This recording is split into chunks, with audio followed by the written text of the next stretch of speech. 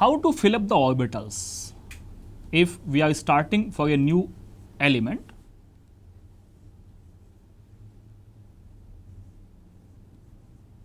Then how do we fill up the orbitals? That we'll discuss here.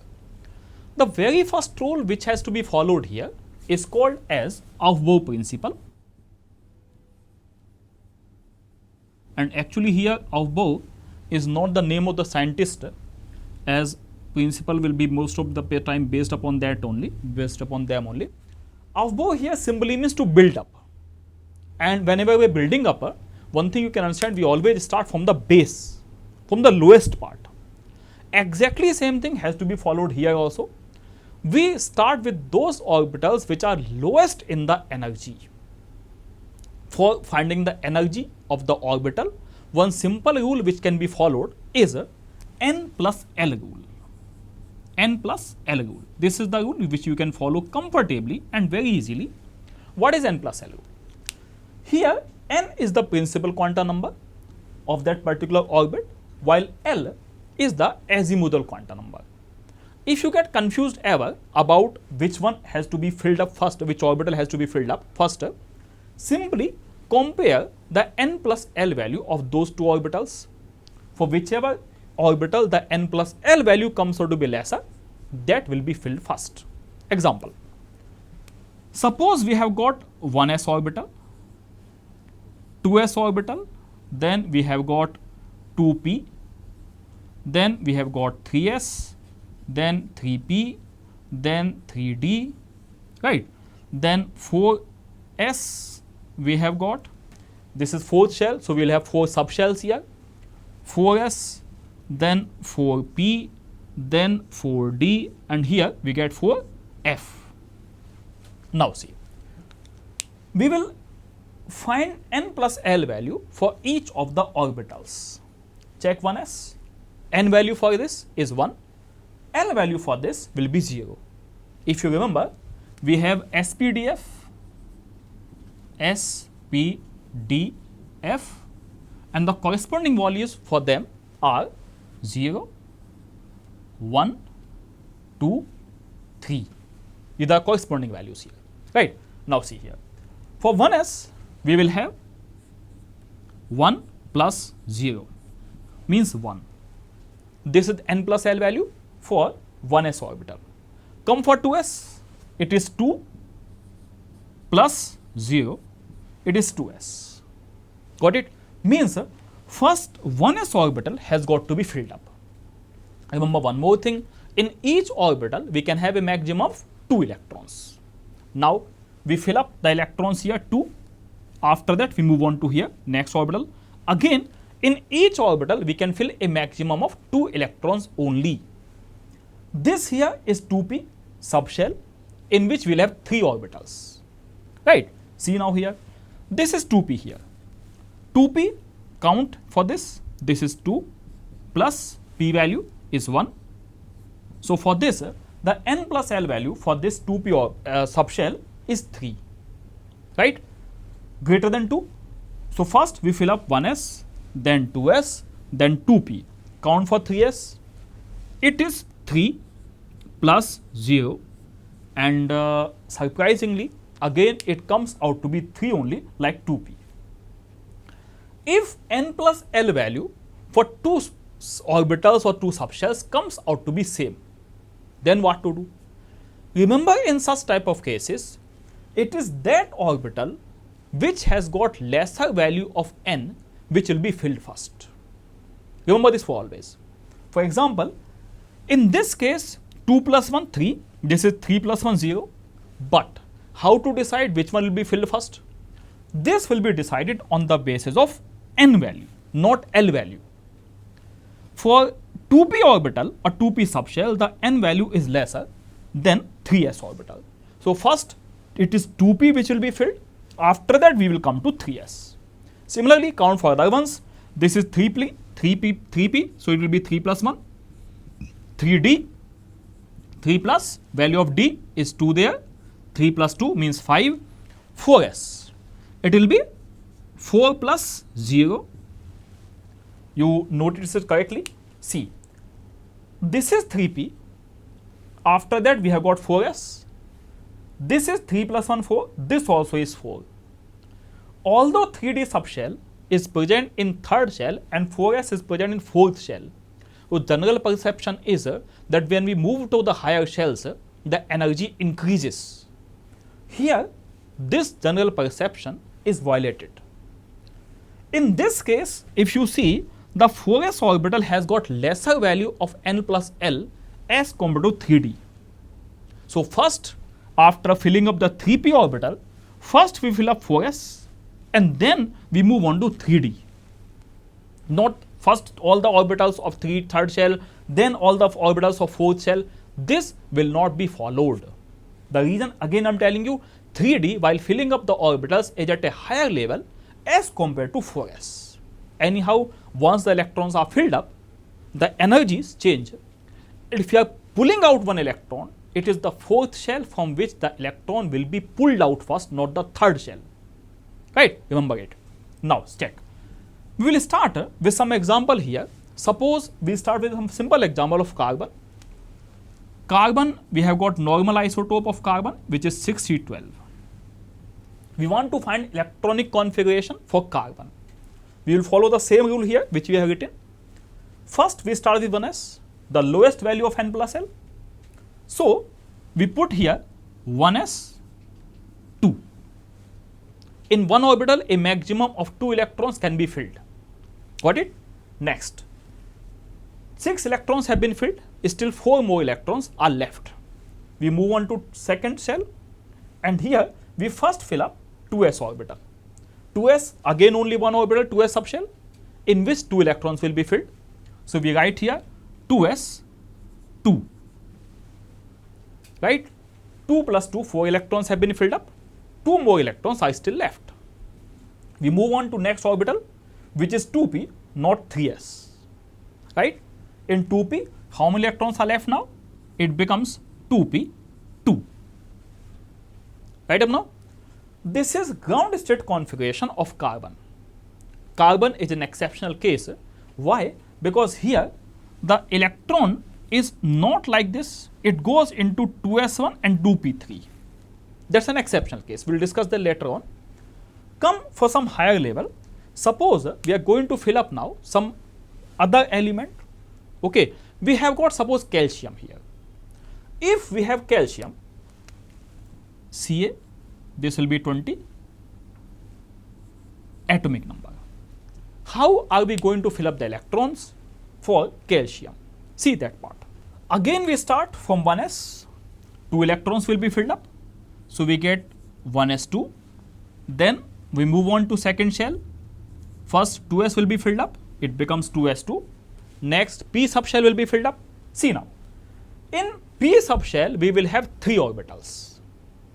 And in 3 orbitals, in each one we can fill up 2 electrons. So maximum of 6 electrons can be filled. Okay, up now we will tell you that also how to fill up the electrons. First understand the general configuration. So we fill up 6 electrons in p subshell, it becomes 2p6. 6 plus 2 plus 2. So total up to now 10 electrons we have filled up. 10 more are left. Now we move on to 3s. Again one orbital only. And in one orbital we can fill up 2 electrons. So the configuration becomes 3s2. Next we move on to 3p. This is here 3p. And 2, 4, 6, 10 plus 2, 12. And now how many more we can fill up? More, say 8 electrons we can fill up here.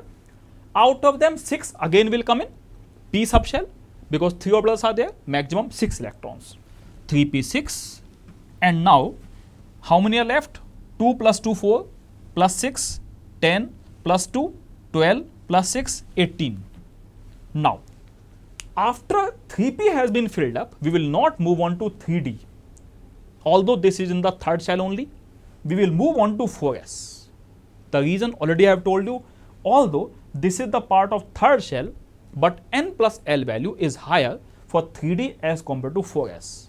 For 3d it is 5, for 4s it is 4. So we move to 4s subshell, and in 4s we will have only one orbital, so it gets filled up as 4s2. Right. So the configuration of calcium, ground state becomes 1s2, 2s2, 2p6, 3s2, 3p6, 4s2. That's why it is one of the s block elements. How many electrons you have got in which shell, that decide the block number of that. If the last electron is filled in S subshell, we say that the element belongs to S block. If the last electron is filled in P subshell, we say the electron belongs to P subshell, and so on. Right? Now, some more rules we will understand here for box filling, that how we fill up the electrons. Now, we will take up example of fluorine here. Fluorine, we have 9F18, right? Fluorine here. We will take up example of fluorine here. How to fill up the electrons in the box system here. That some rules and regulations we will follow here. See, its orbital configuration will be 1s2, 2s2, 2p6. Up to here we have got, you see, 6 plus 2 plus 2. It becomes how much? 10 electrons. So, 1 electron obviously will be lesser here. So, this has to be 2p5. Right? This becomes for fluorine 1s2, 2s2, 2p5. We show how electrons are arranged in the orbitals. For that, we draw boxes, and one box will represent one orbital. Here, this is 1s, only one orbital will be there. So, we draw only one box like this. This is 1s orbital. In one orbital, we can have only maximum 2 electrons, that too with opposite spins.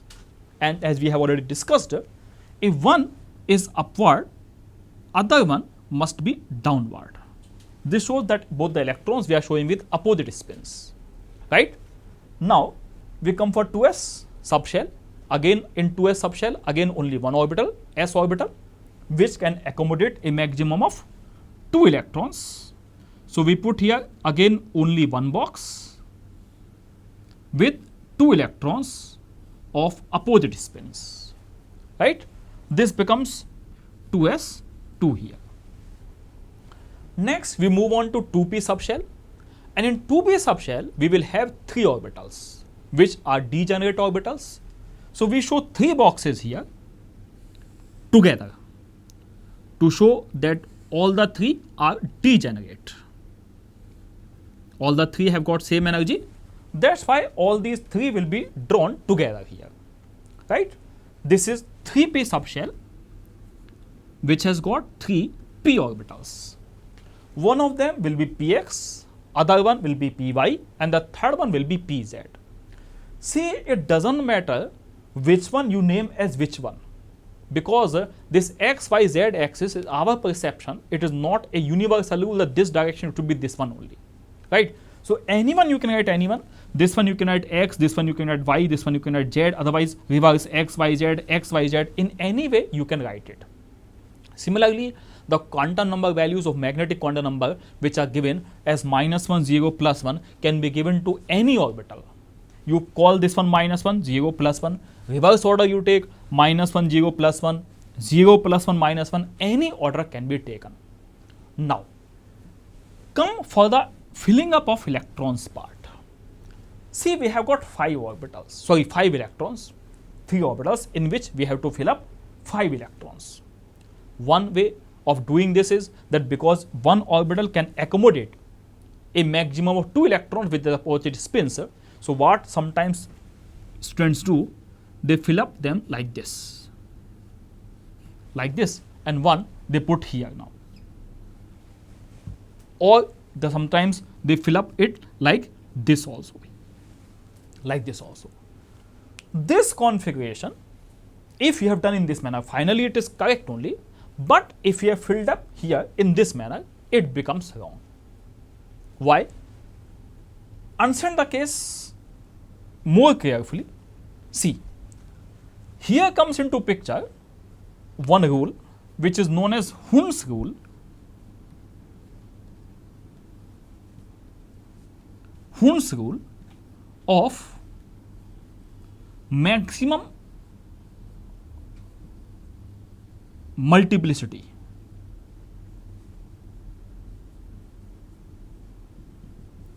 Right? What this rule says that until and unless all the orbitals, degenerate orbitals of a particular subshell have got one electron of same spin, they cannot start pairing up. What's the meaning of this? Meaning of this is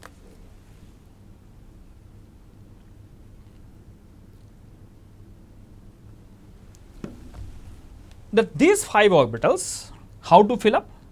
In first orbital, once we put 1 electron, right, still we have got 4 more electrons, but we will not fill the second electron in this orbital itself. All are degenerate, so all must get one electron with same spin. Once all the orbitals, degenerate orbitals, have been filled up with 1 electron each with same spin, then only pairing starts. Now we put second electron in this orbital with same spin, then third orbital in this orbital with same spin. Now, because all the orbitals have been filled up with one electron each, that too with same spin, now we start pairing here. 2 more electrons, you can put them anywhere, it's your choice. For simplicity, we put 4th one here with opposite spin, and 5th one here again with the opposite spin. Got it? So this is called Hund's rule of maximum multiplicity, which says that until and unless all the degenerate orbitals have been filled up with 1 electron each with same spin, pairing will not start. One more rule is followed here, which is known as Pauli's exclusion principle. And this Pauli's exclusion principle says that no 2 electrons in an atom can have all the 4 quantum numbers same.